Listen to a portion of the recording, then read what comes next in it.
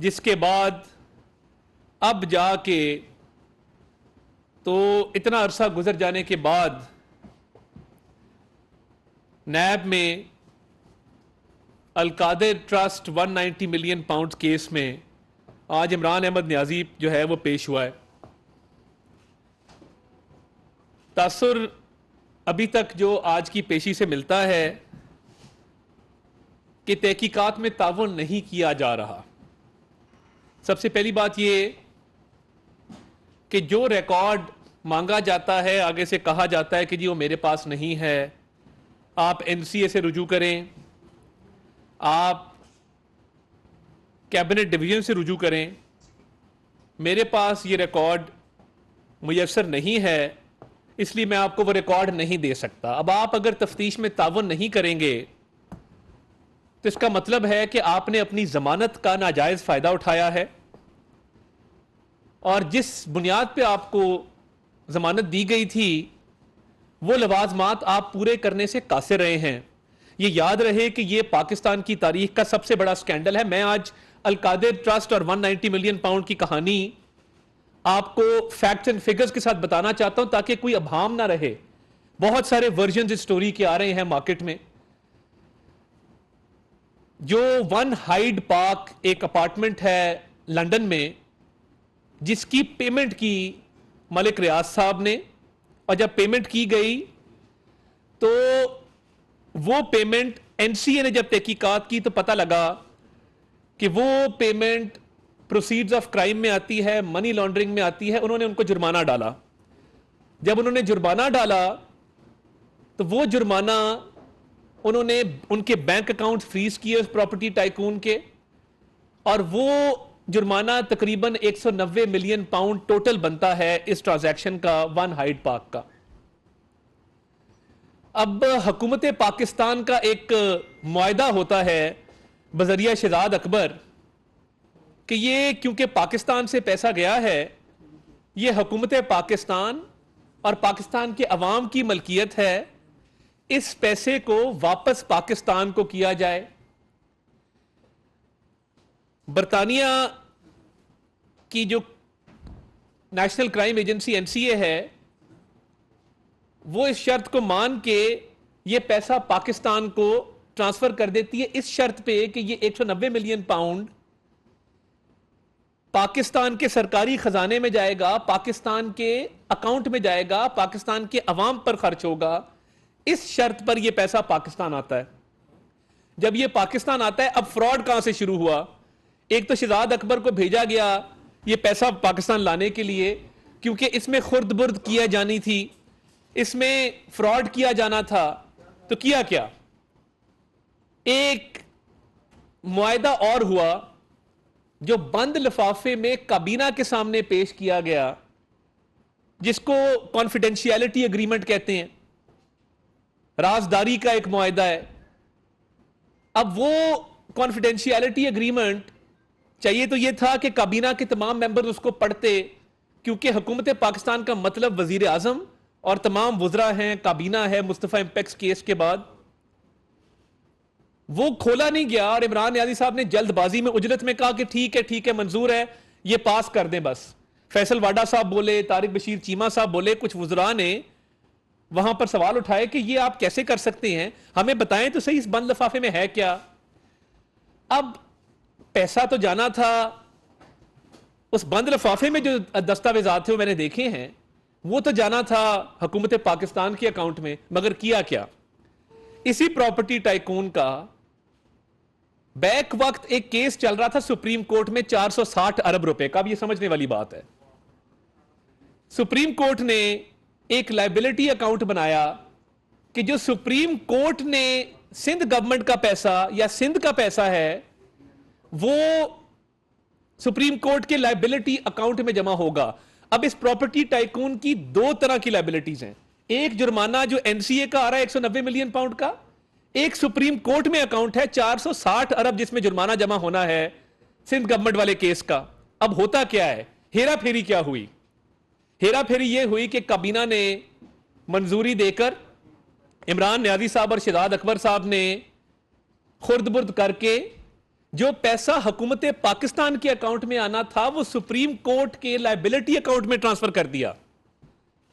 तो ये 190 million pound हुकूमत पाकिस्तान के अकाउंट में आया ही नहीं, हुकूमत पाकिस्तान को मिला ही नहीं, पाकिस्तान की अवाम पर खर्च हुआ ही नहीं।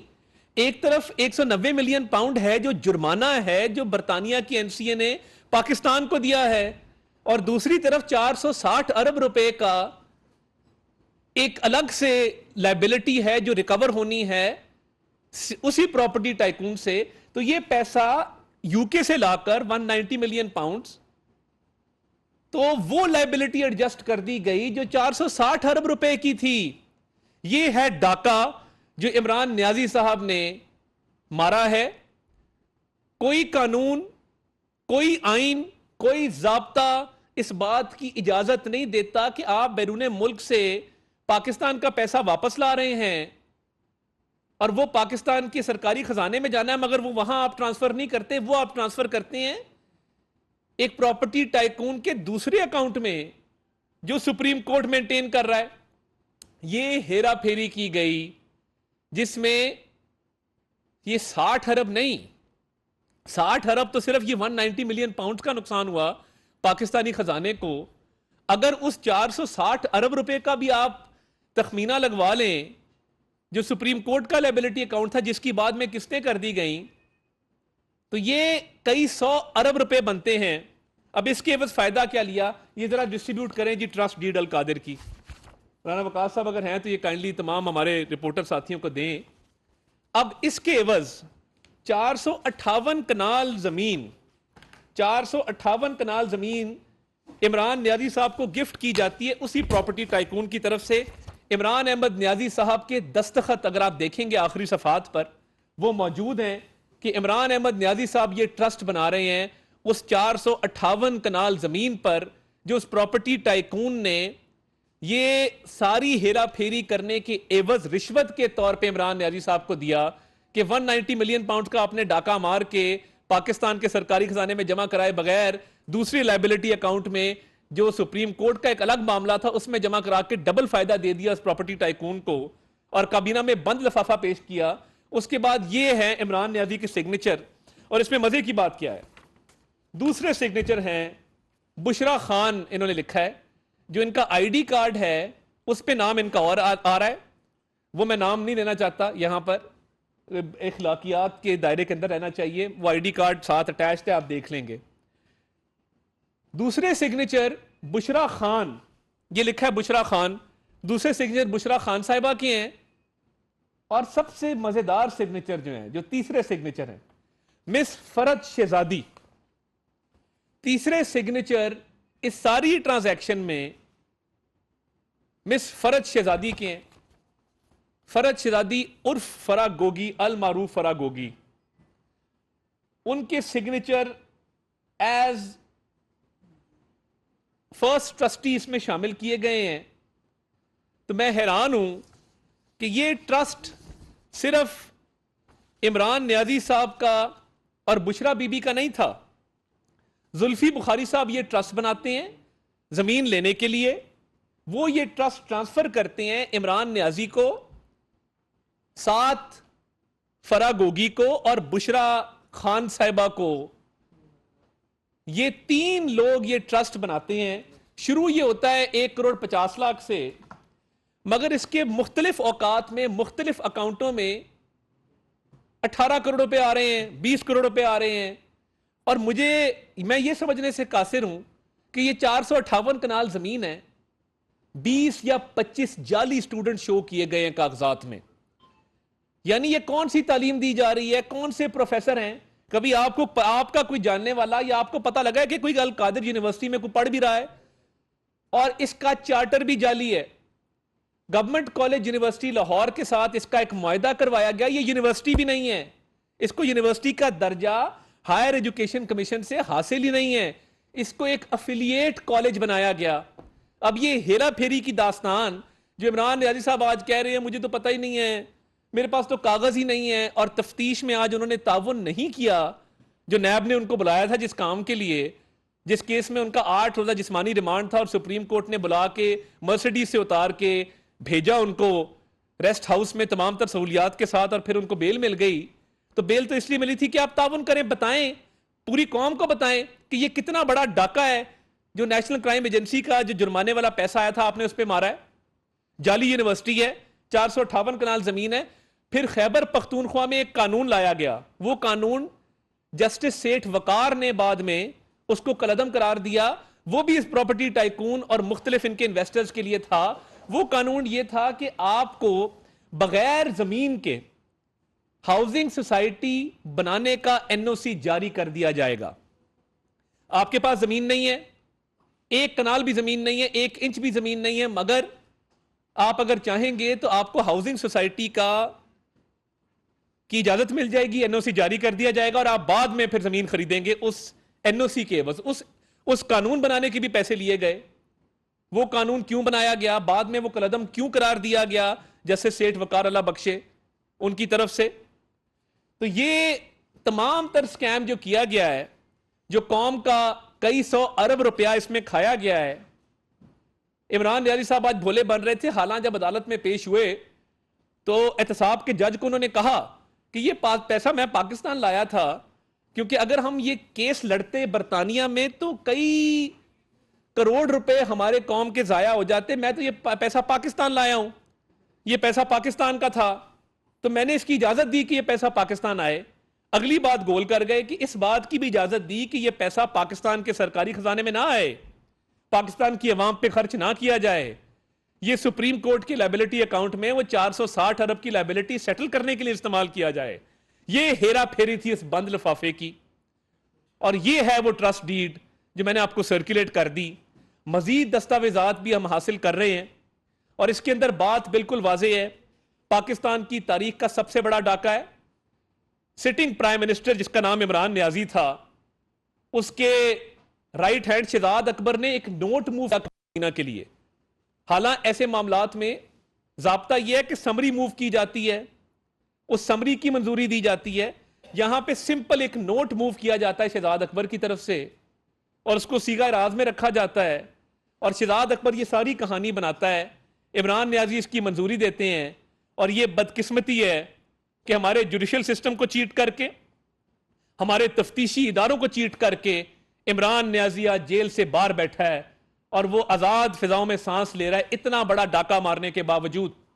तो फिर जेलें खोल दें, तमाम मुजरिमों को बाहर निकाल दें। अगर एक कई 100 अरब रुपए का डाका डालने वाला मुलजिम वो आज ताउन भी नहीं कर रहा, वो कह रहा है कागज मेरे पास नहीं है। आज तो लग रहा था, जो तफसीलात हमने मीडिया में देखी हैं, कि कोई स्कूल जाता हुआ बच्चा होता है जिसको कुछ पता नहीं होता, मासूम। तो ये जो कौम को बगावत पे उकसाते हैं और कौम को गलत राह पे लगाते हैं, और ये मुट्ठी भर टोलियों में जो कौमी सलामती पे हमले करते हैं, कौमी सलामती के इदारों पे हमले करते हैं, वो इसलिए था कि ये 190 मिलियन पाउंड और जो 460 अरब रुपया सुप्रीम कोर्ट की लायबिलिटी उस पर पर्दा डालने के लिए इस केस में गिरफ्तारी की वजह से कैप्टन कर्नल शेर खान के मुजस्मे की बेहुरमती की गई। इस केस में, करप्शन केस में गिरफ्तारी की वजह से जिना हाउस को जला दिया गया। इस केस में जो करप्शन है उस पे पर्दा डालने के लिए चागी हिल के मॉडल को नजर आतिश किया गया। इस केस में कई 100 अरब की करप्शन पे पर्दा डालने के लिए जीएचक्यू के गेट तक जाके हमला किया गया। इस डाके पे पर्दा डालने के लिए रेडियो पाकिस्तान की बिल्डिंग को जलाया गया। ये है वो हकायक जिनसे ना नजर छुपाई जा सकती है, ना बचा जा सकता है। देर सवेर इसका हिसाब हर हाल में देना होगा कि ये कई 100 अरब रुपए का डाका जब मारा, बेदर्दी से मारा, इस मुल्क के और कौम के, गरीब कौम के पैसे को लूटा, और आज कौमी सलामती के इदारों पर हमला करके रोज बाहर मगरबी की दुनिया को अपीलें कर रहे हैं। आज भी इनका ट्विटर अकाउंट कह रहा था इंपोर्टेड हुकूमत ने जाली केस बनाए। तो फिर आप इंपोर्टेड हुकूमत है तो फिर बाहर क्यों हाथ जोड़ रहे हैं अमेरिकी कांग्रेस वुमन के आगे? उसके तरले मिन्नत क्यों कर रहे हैं? उनसे मदद क्यों मांग रहे हैं कि इंसानी हकूक की खिलाफ वर्जियां हो रही हैं? यानी जिस पर आप इल्जाम धरते हैं कि आपकी हुकूमत का खात्मा जिन्होंने किया, आज उन्हीं से मदद मांग रहे हैं। क्या हम कोई गुलाम है? हां तुम गुलाम हो, तुम गुलाम भी हो, तुम चोर भी हो, तुम डाकू भी हो, तुमने डाका भी मारा है और तुम्हें जवाबदेह होना पड़ेगा, कौम को इसका जवाब देना पड़ेगा। और इसमें इंशाअल्लाह ताला इमरान नियाजी को सजा होगी और यह सजा से बच नहीं सकता। इतने इररिफ्यूटेबल डॉक्यूमेंट्स और हमारे पास सबूत आ गए हैं कि इससे बचना नामुमकिन होगा।